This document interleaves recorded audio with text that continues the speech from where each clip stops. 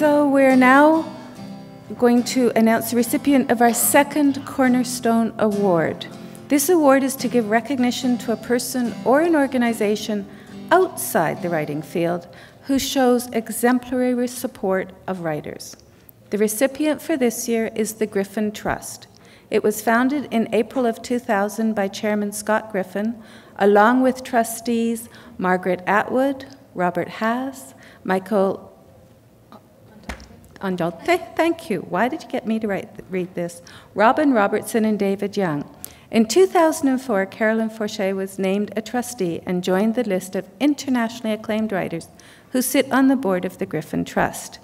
The support for poetry focuses on the annual Griffin Poetry Prize, but their promotion of poetry both in Canada and internationally is far-reaching.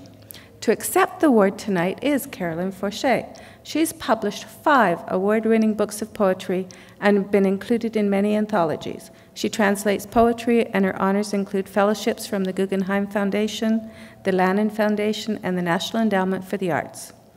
She is living in Maryland. She's come all the way up here to join us.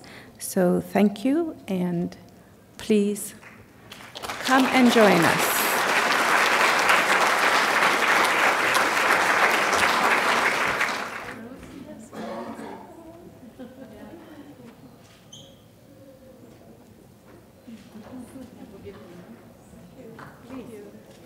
Thank you.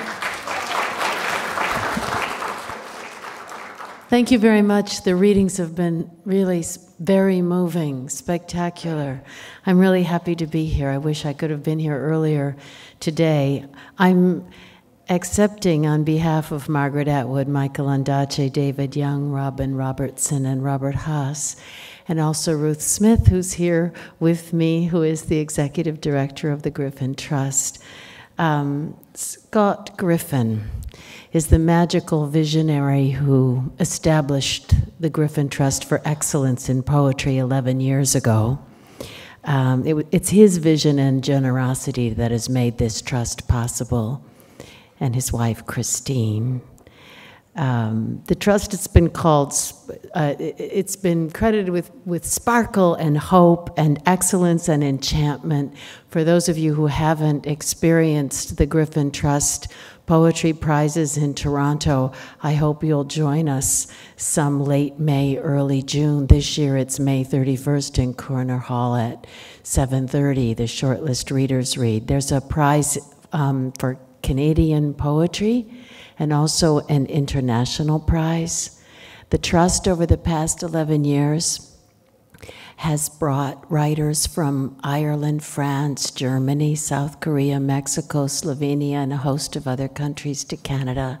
And it has brought Canadian writers to London, Dublin, Reykjavik, and other countries so that their works can be heard. And I've been really, I feel very blessed to have gotten to know much more deeply Canadian literature and Canadian poetry.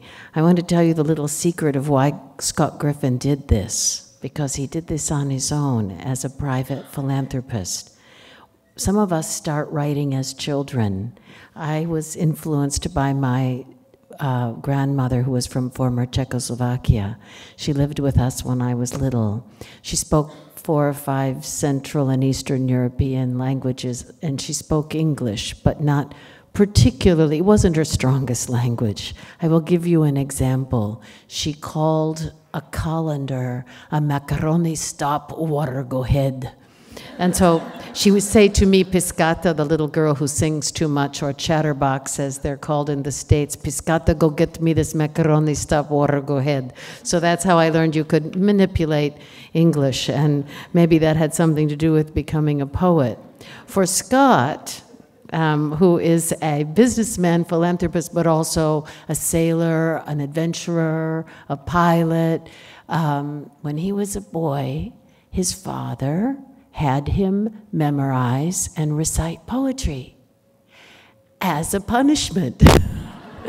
But he fell in love with it instead and grew up to want to reward this literary art form that he did as a child. And we're all deeply grateful to him I hope many more years to come for the Griffin Trust, and I thank you very much for honoring Scott and Christine Griffin in this way.